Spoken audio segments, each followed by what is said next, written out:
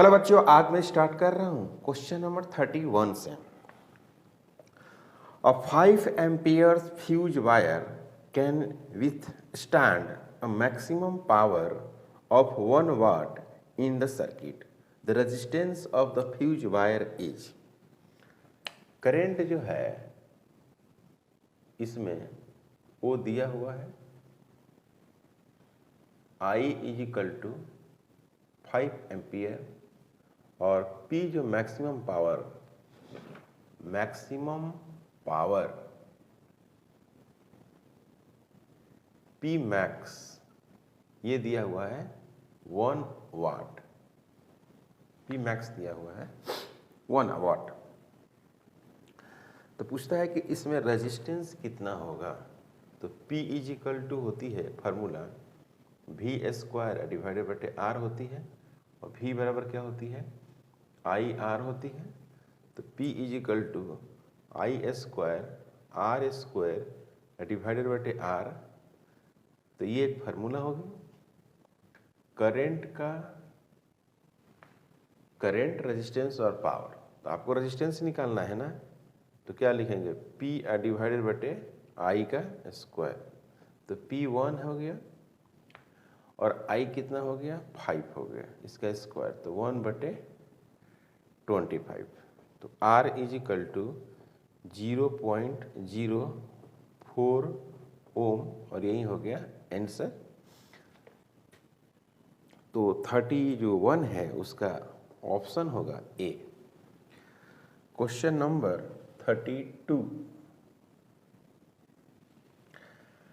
In India, electricity is supplied for domestic use at 220 volt. It supplies 110 in USA. If the resistance of 60 watt bulb for use in India is R, the resistance of 60 watt bulb used in USA will be। तो सबसे पहली बात ये हुआ कि अगर हम बात करें इंडिया की अगर बात किया जाए तो 60 वाट पर ही आपको दोनों की बात करना है, यानी 60 watt is equal to V square 220 इसका क्या कर देंगे स्क्वायर डिवाइडेड बटे R। ये हो गया इंडिया और ये हो गया आपका इंडिया फॉर I लिख देते हैं, है ना। अब बात करते हैं क्या USA। इसमें भी 60 वाट ही लेना है लेकिन 110 वोल्ट लेना है ना, डिवाइडेड बटे R USA। क्लियर है, ये हो गया आपको P। अब ये दोनों बराबर है तो अब लिख सकते हैं 220 डिवाइडेड बटे R India is equal to इसका स्क्वायर और यहाँ पर लिखेंगे 110 इसका भी स्क्वायर और डिवाइडेड बटे R USA। तो हमको R USA या R USA कैलकुलेट करना है ना। तो R USA is equal to इसको यहाँ भेजेंगे तो ये R दिया हुआ है, R इंडिया दिया हुआ है आपको और यहाँ पर क्या हो जाएगा बच्चों 110 डिवाइडेड बटे 220 इसका क्या हो जाएगा स्क्वायर। ये कैंसिल होगा तो 2 नीचे हो जाएगा उसका स्क्वायर हो जाएगा। तो R इंडिया डिवाइडेड बटे कितना हो जाएगा 4 हो जाएगा और R India is equal to दिया हुआ है कितना R। तो ये हो जाएगा R डिवाइडेड बटे 4 हो जाएगा और ये हो गया R USA, यही हो गया आंसर। ओके, तो 32 है उसका ऑप्शन अगर देखेंगे तो आपको मिलेगा C। 33 fuse wire is a wire of. जैसे फ्यूज वायर की अगर हम बात करें, फ्यूज वायर ये सेफ्टी डिवाइस होता है, सेफ्टी डिवाइस है। तो पूछ रहा है ना कि ये कौन सा मटेरियल का बनता है, ये कौन सा मटेरियल का बनता है।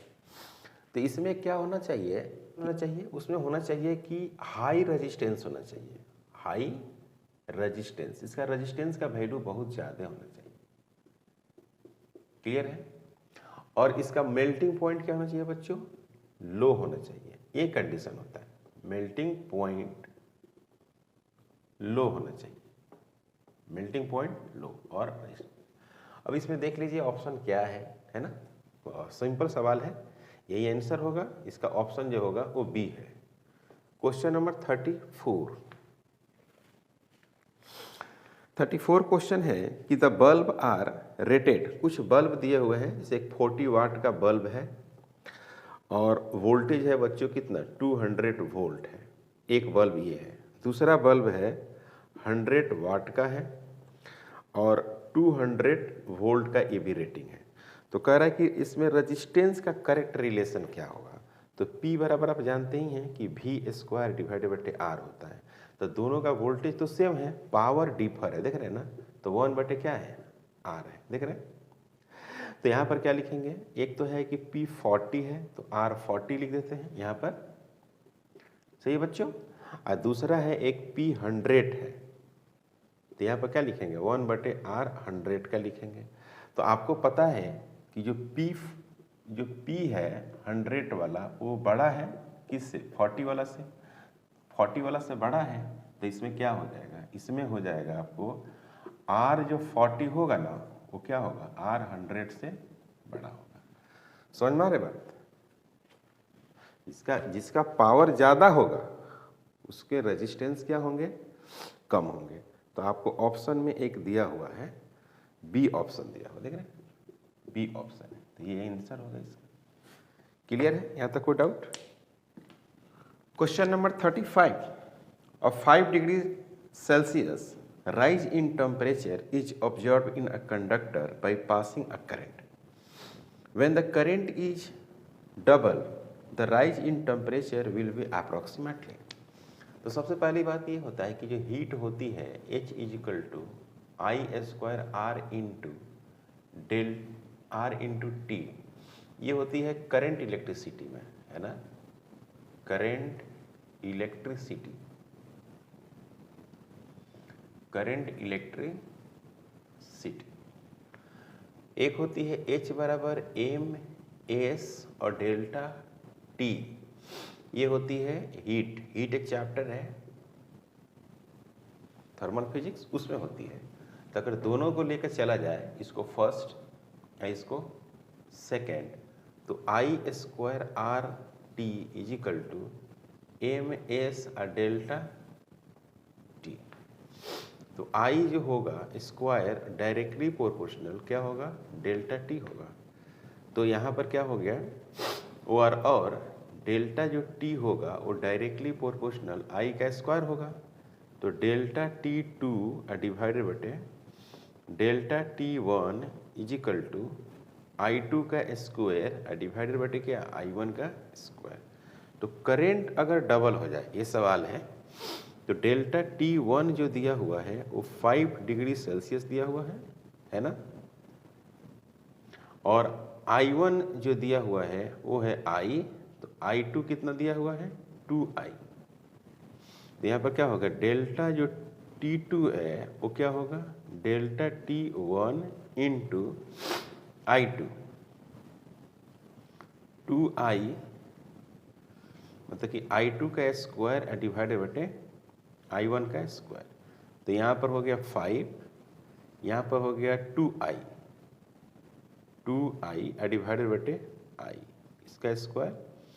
तो यहाँ पर क्या हो गया 5 × 4, तो ये हो गया आपको 20 डिग्री सेल्सियस, यही है आंसर। तो क्वेश्चन में अगर ऑप्शन देखेंगे तो यहाँ पर ऑप्शन मौजूद है, ए है। क्वेश्चन नंबर 36,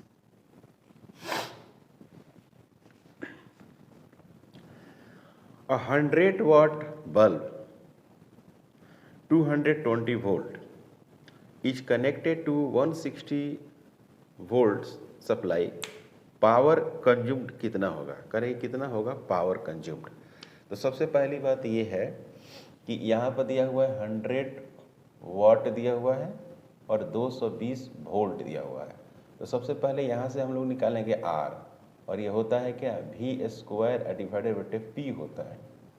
तो यहाँ पर V² मतलब कि 200 इंटू 200 और डिवाइडेड बटे 100, तो यहाँ से 20 कैंसिल हो जाएगा। तो यहाँ से रेजिस्टेंस मिलेगा कितना 400 ओम मिल जाएगा। यहाँ से रेजिस्टेंस मिल जाएगा।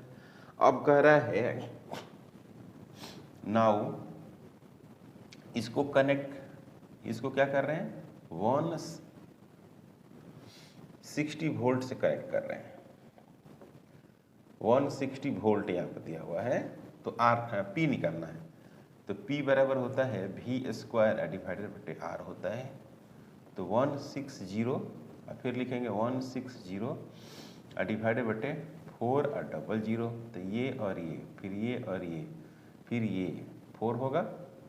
तो ये हो गया 4 इंटू 16, तो ये हो गया 64 वाट और यही हो गया आंसर। समझ में आया बच्चों? तो इसका ऑप्शन जो है वो है C, correct. Question number 37, 1 kilowatt hour is equal to, पहली बात देखिए 1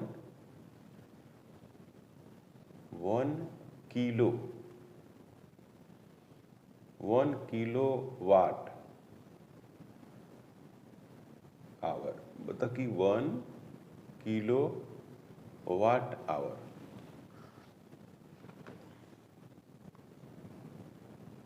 kilowatt hour unit of energy, energy का ये यूनिट है। तो 1 किलोवाट आवर, तो 1 किलो का मतलब कितना हुआ, किलो का मतलब हुआ 1000, 1 किलो। वाट का मतलब हो गया जूल बटे सेकेंड, और आवर का मतलब होता है 60 मिनट, और मिनट का मतलब होता है 60 सेकेंड। तो इस सेकेंड से सेकेंड कैंसिल हो गया, तो ये आ गया 3600 और फिर 1000 इस तरह से।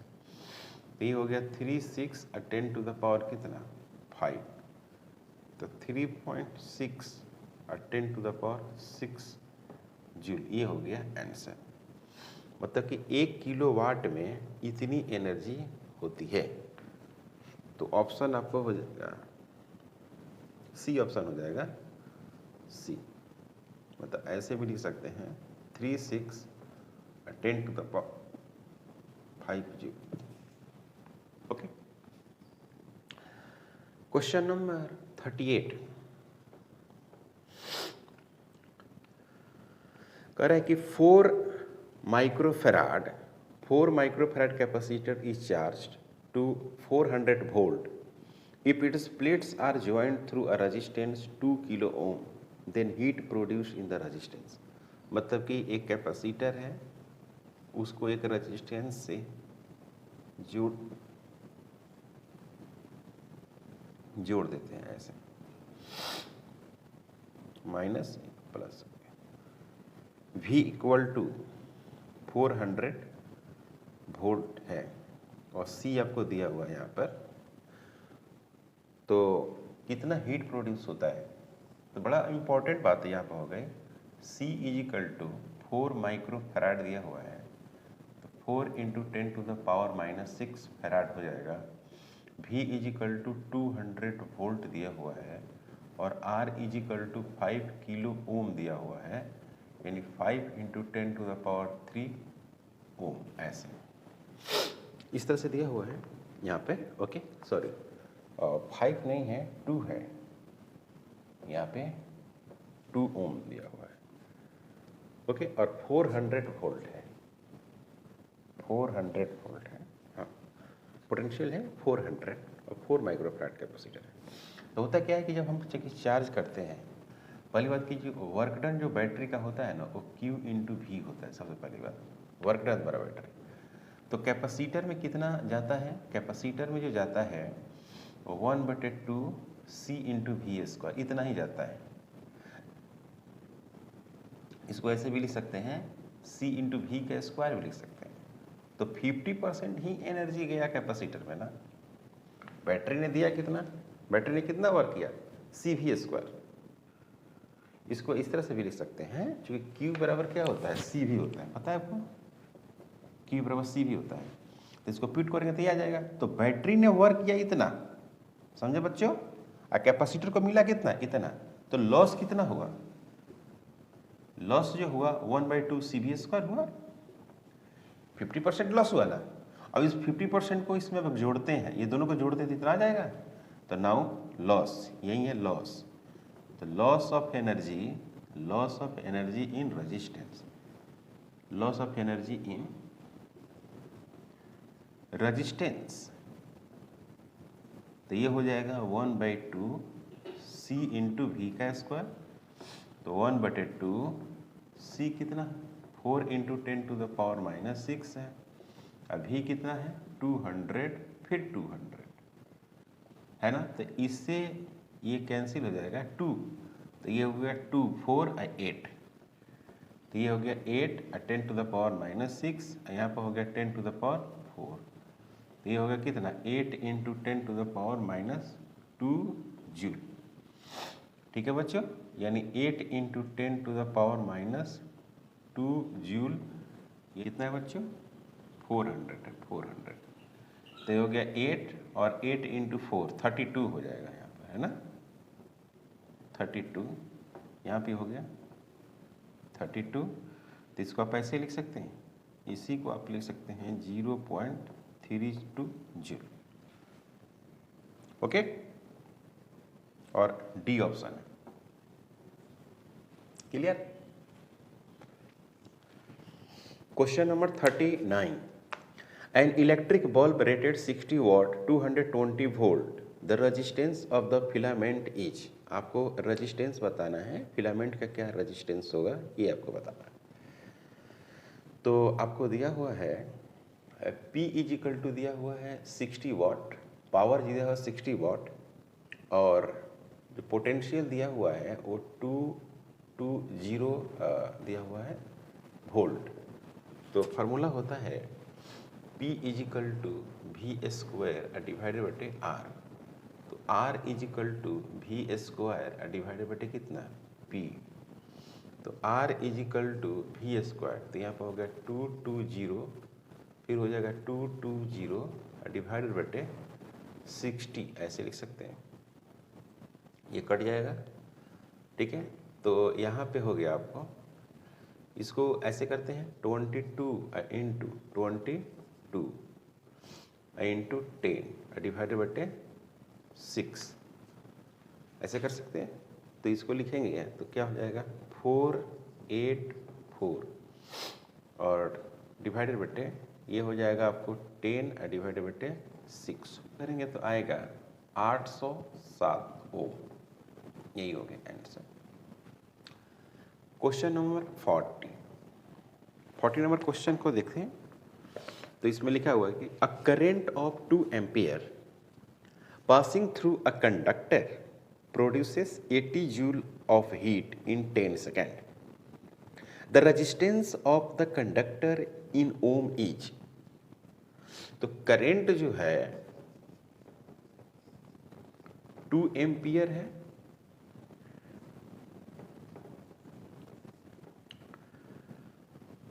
हीट ये प्रोड्यूस कर रहा है, हीट ये है आपको 80 जूल है,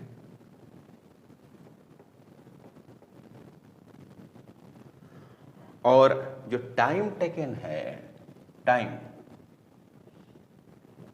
वो दिया हुआ है 10 सेकेंड। तो आपको बताना है कि इसमें कितना रेजिस्टेंस है।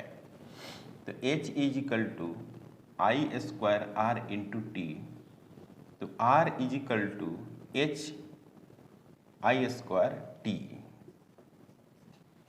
तो हीट आपको दिया हुआ है 80 जूल, और ये हो गया आपका 4, और फिर आपको है टाइम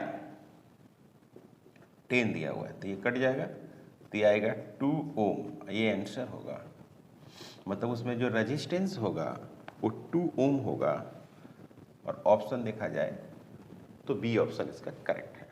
ओके।